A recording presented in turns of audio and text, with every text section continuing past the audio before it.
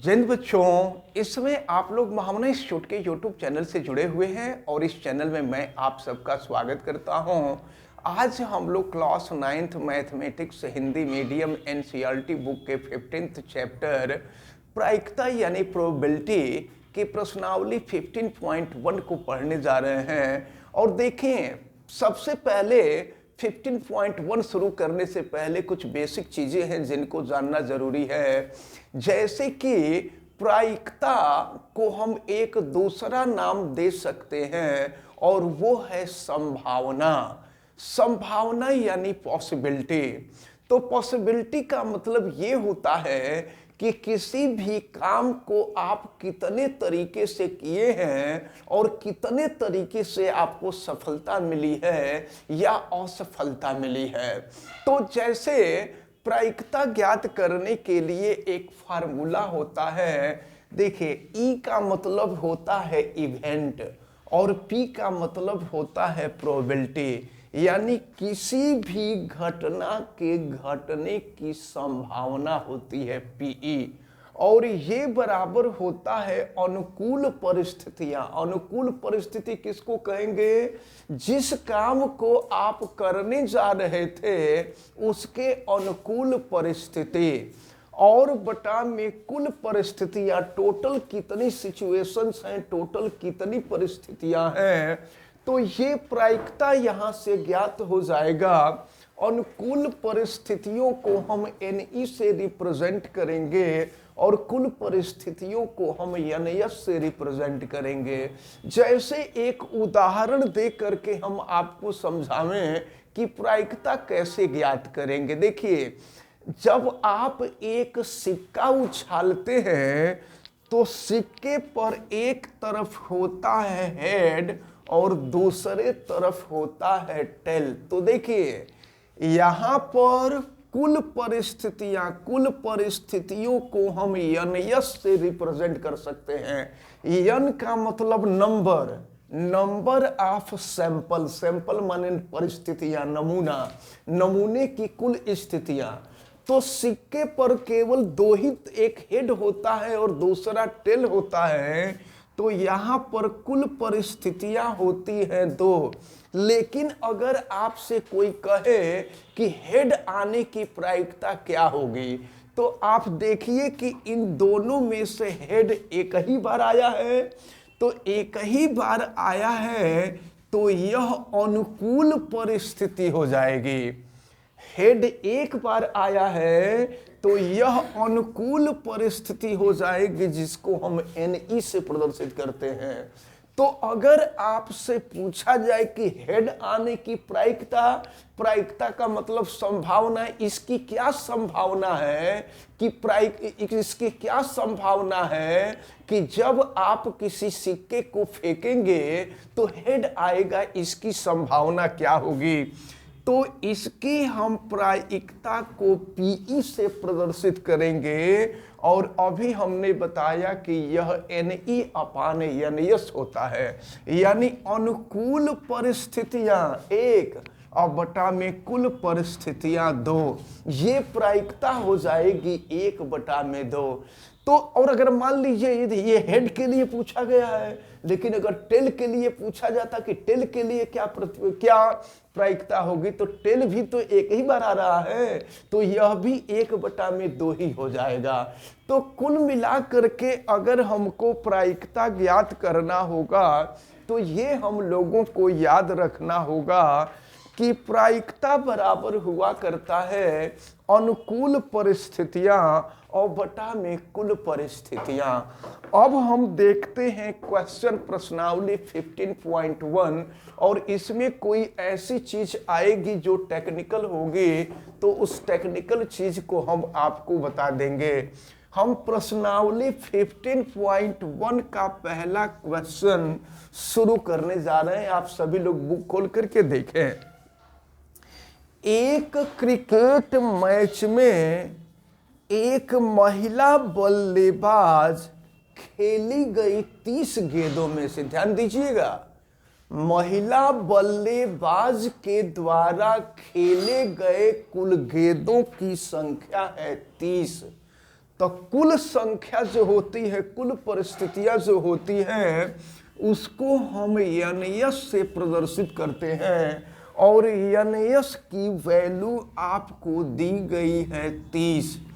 यानी एक cricket match में एक महिला बल्लेबाज के द्वारा खेली गई 30 गेंदों में से 30 गेंदें खेली गई, यानी 30 बार गेंद को थ्रो किया गया, जिसमें से 6 बार चौका मारती है।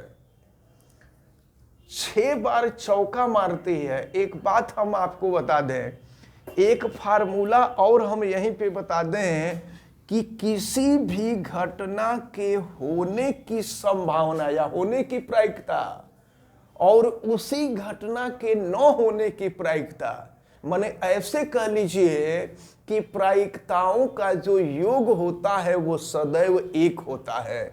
जैसे किसी घटना के होने की प्रायिकता PE हो और घटना के न होने की प्रायिकता अगर PE बार हो, जहां बार रहेगा इसका मतलब ये हुआ कि घटना के न होने की प्रायिकता है और PE का मतलब घटना के होने की प्रायिकता है। तो इन दोनों का जोड़ सदैव एक होता है, इसको आप याद रखे रहिएगा, ये सूत्र है। यानी कुल मिलाकर के प्रायिकताओं का जो जोड़ होता है वो एक के बराबर होता है। अब देखिए, तो कहा गया था कि 6 बार चौका मारती है, तो चौका मारने की अनुकूल परिस्थितियां होंगी NE। 6 बार चौका मारती है, तो 6 बार चौका मारती है, तो ये हो जाएगा NE की वैल्यू जो होगी वो 6 हो जाएगी। तो पूछा जा रहा है चौका न मारे जाने की प्रायिकता क्या होगी, ये भी याद रख लीजिए। तो चौका मारे जाने की प्रायिकता नहीं पूछा जा रहा है, उल्टा पूछा जा रहा है चौका न मारे जाने की प्रायिकता। तो एक काम करें, सबसे पहले चौका मारे जाने की प्रायिकता निकाल लें, PE निकाल लें, अब फिर इस फार्मूले में रख देंगे तो चौका न मारे जाने की प्रायिकता निकल जाएगी। तो चौका मारे जाने की प्रायिकता हम पहले निकाल रहे हैं। चौका मारे जाने की प्रायिकता, चौका मारे जाने की प्रायिकता यहाँ PE बराबर हो जाएगा अनुकूल परिस्थितियां। अनुकूल परिस्थितियां माने चौका कितनी बार मारा गया, तो चौका 6 बार मारा गया और कुल परिस्थितियां कितनी थी, तो कुल परिस्थितियां थी 30। तो चौका मारे जाने की परिस्थितियां हो गई, या चौका मारे जाने की प्रायिकता हो गई 6/30। इसको हम चाहें तो कटा भी सकते हैं, तो 6 से कटा देंगे तो 6 5 30 हो जाएगा, ये हो जाएगा 1/5। यानी चौका मारे जाने की प्रायिकता 1/5 हो गई। तो चौका न मारे जाने की प्रायिकता पूछा जा रहा है।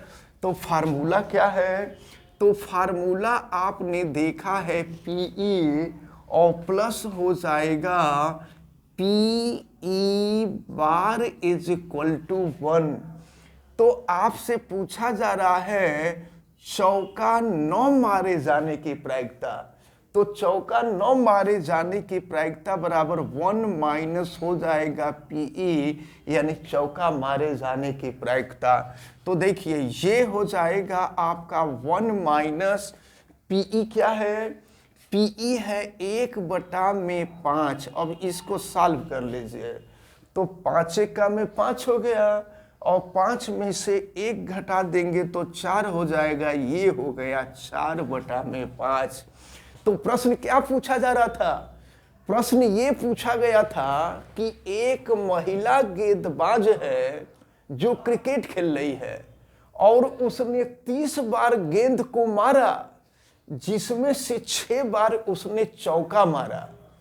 तो चौका न मारने की प्रायिकता कितनी होगी, तो पहले ये देख लिया गया कि चौका मारने की प्रायिकता कितनी होगी।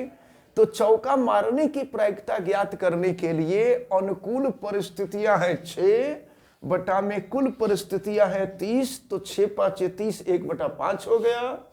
तो चौका 9 मारने की प्रायिकता, तो फार्मूला अभी हमने बताया था कि किसी भी घटना के होने की प्रायिकता धन 9 होने की प्रायिकता बराबर होता है 1। तो आपसे पूछा जा रहा है चौका 9 मारने की प्रायिकता, तो चौका 9 मारने की प्रायिकता बराबर 1 - PE, तो 1 - 1/5 हो जाएगा। तो फिर ये 5 × 1 = 5, 5 - 1 ये हो जाएगा आपका 4/5। तो इस प्रकार जो है ये पहला क्वेश्चन आपका कंप्लीट होता है। अब इसके बाद हम लोग दूसरे क्वेश्चन को देखेंगे। अब हम लोग क्वेश्चन नंबर 2 को देखेंगे। देखिए क्वेश्चन नंबर 2 में आपसे कहा गया है 2 बच्चों वाले 1500 परिवारों का यादृच्छिया का मतलब एट रैंडम, अपने मन का। कहा जाता है ना कि हम एट रैंडम उधर जा रहे थे, इसका मतलब कि हमारा कोई काम नहीं था, ऐसे ही उधर चले गए। तो यादृच्छिया का मतलब होता है एट रैंडम। तो 2 बच्चे वाले 1500 परिवारों का यादृच्छिक चयन किया गया। तो कुल परिवारों की संख्या है 15। तो जहां कुल संख्या होती है वो NS होता है, और ये आपको दिया गया है 1500। तो और निम्नलिखित आंकड़े लिख लिए गए। अब देखिए आंकड़े आप बुक में देखिए, हम लिखेंगे नहीं बोर्ड पे। देखिए क्या दिया है, परिवार में लड़कियों की संख्या 2 दिया है।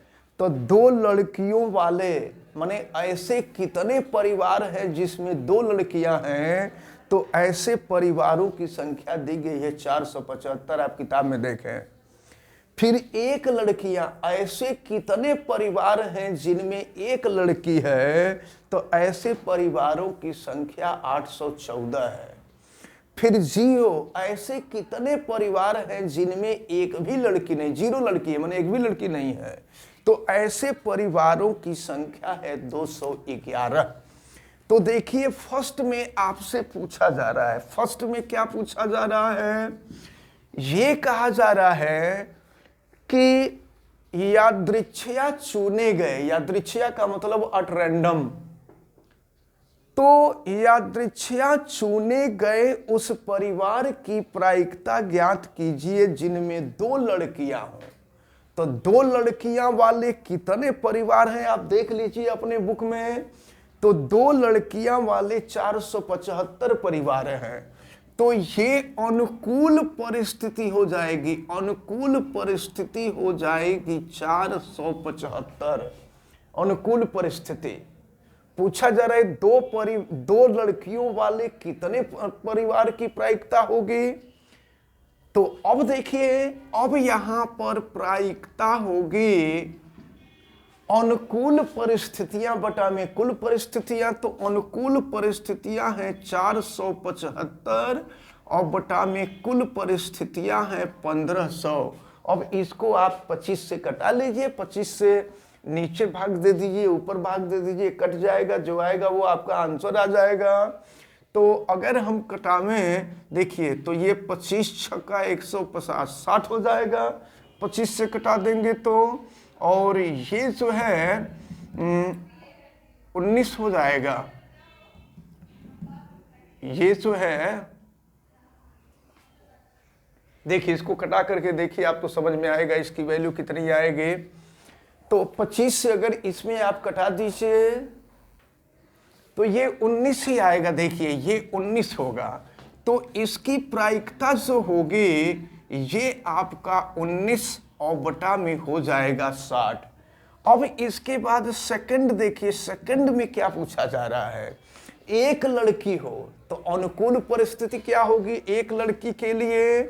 तो 1 लड़की वाले परिवारों की संख्या आपको दी गई है 814, ये 814।